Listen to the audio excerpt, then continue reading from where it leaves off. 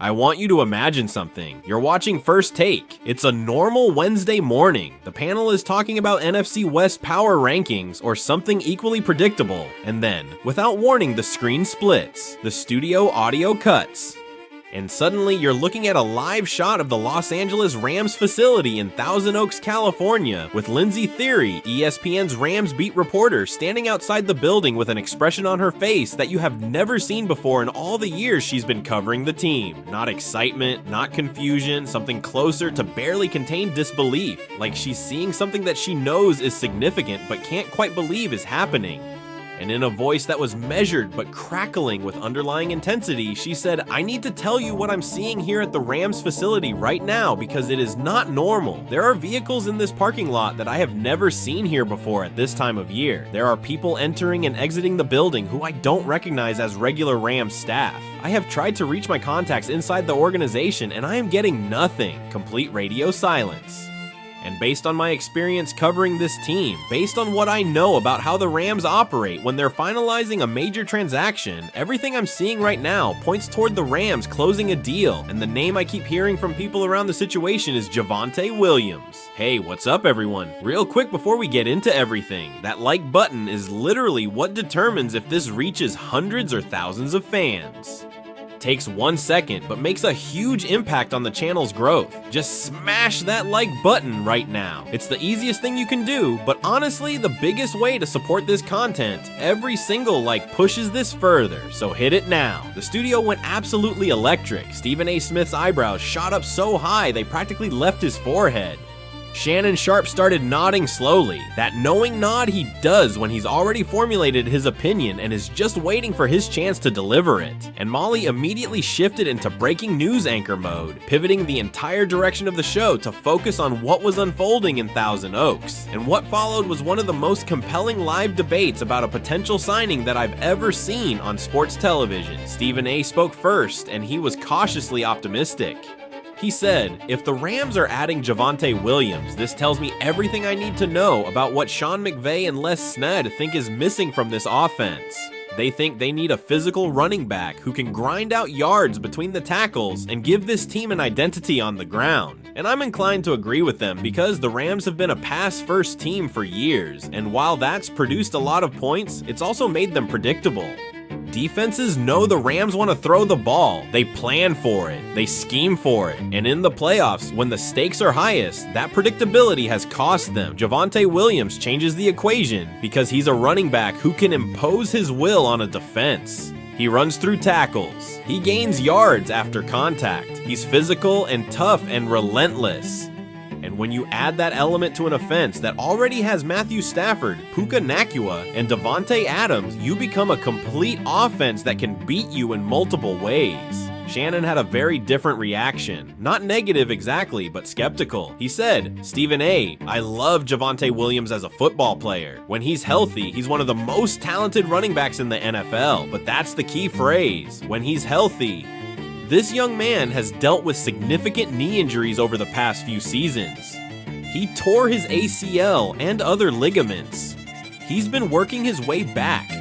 And the question that the Rams have to answer before they make this move is whether the Javonte Williams they're getting is the one from before the injury or the one from after the injury. Because those are two very different players. Pre-injury Javonte was a beast, a top 10 running back in the NFL.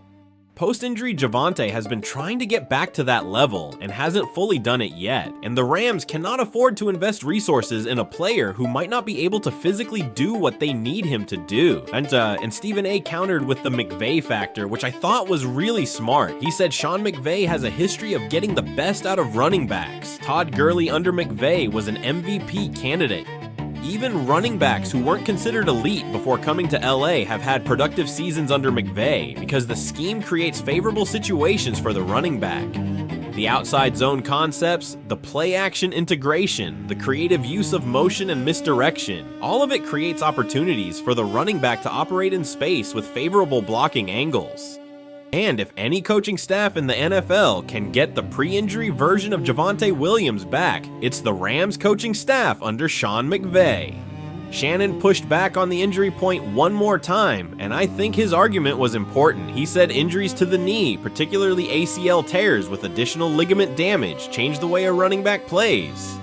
The explosive burst that made Javonte special, the ability to plant and cut and change direction at full speed, those are the exact physical traits that ACL injuries compromise. And even when a player is physically cleared to return, even when the knee is structurally sound, there can be a mental component, a hesitation, a reluctance to trust the knee in high-impact situations. And for a running back whose game is built on running through contact and fighting for extra yards, any hesitation is devastating because the margin between a 3-yard gain and a 1-yard gain in the NFL is often determined by that split-second willingness to lower your shoulder and take the hit. My own take on this? I think both sides have merit, but I lean toward this being a smart move for the Rams if the price is right. Here's my reasoning. The Rams offense under McVay has been pass-heavy for years. Stafford throws the ball, Puka and Adams catch it. That's been the formula, and it's been productive, but it's also been one-dimensional in a way that hurts them in specific situations. In the fourth quarter of a close game when you need to run the clock, in cold weather games where the passing game isn't as crisp, in the playoffs when defenses tighten up and every possession matters. In those situations, you need a running game. You need a back who can gain 4 yards on first down, who can pick up a 3rd and 1, who can control the tempo and give the defense a rest. Javonte Williams provides that. Think about what the Rams offense looks like with a healthy Javonte Williams in the backfield. Stafford fakes the handoff to Williams. The linebacker bites on the play action. Stafford throws a 20-yard dart to Puka, who's running wide open down the seam. That play action is only effective if the defense respects the run, and the defense only respects the run if the running back is a legitimate threat. Williams is a legitimate threat. Defenders know that if they don't commit to stopping the run, Williams is going to gain 5 or 6 yards and move the chains. And that fear, that respect for the running game is what makes the play action deadly. It's what opens up the deep shots. It's what creates the big plays that this offense thrives on. Without a credible running game, defenses can play 2 high safety looks all day and take away the deep ball. With Williams, they can't. They have to bring a safety down into the box to help against the run. And when that safety comes down, Puka is running one-on-one down the sideline. That's the chess game, and Williams is the piece that makes the Rams' offensive chessboard complete. I also think the cost-benefit here is strongly in the Rams' favor. Williams is not going to command a premium price. His value is depressed because of the injury history. The Rams can acquire him or sign him for significantly less than what he would have cost before the knee injury. And if he returns to even 70 or 80% of his pre-injury self, the Rams are getting an absolute steal. A physical, between the tackles running back who can grind out yards, catch passes out of the backfield, and pick up blitzes and pass protection, all for a fraction of what a top-tier running back would cost. That's value. That's smart roster building, and that's what the Rams do better than almost any organization in the NFL. So as I process everything from the theory report at the facility to the studio debate to my own analysis, I'm increasingly convinced that this move makes sense for Los Angeles. It addresses their biggest offensive weakness, which is the lack of a physical running game. It provides balance to an offense that's been too pass heavy. It makes the play action more effective, which makes the passing game more explosive. And it does all of this at a cost that doesn't compromise the Rams' ability to build and maintain the rest of their championship caliber roster. Williams to the Rams. If the facility activity means what I think it means, it's happening. And when it does, the NFC West better be ready. Subscribe, comment, and stay locked in.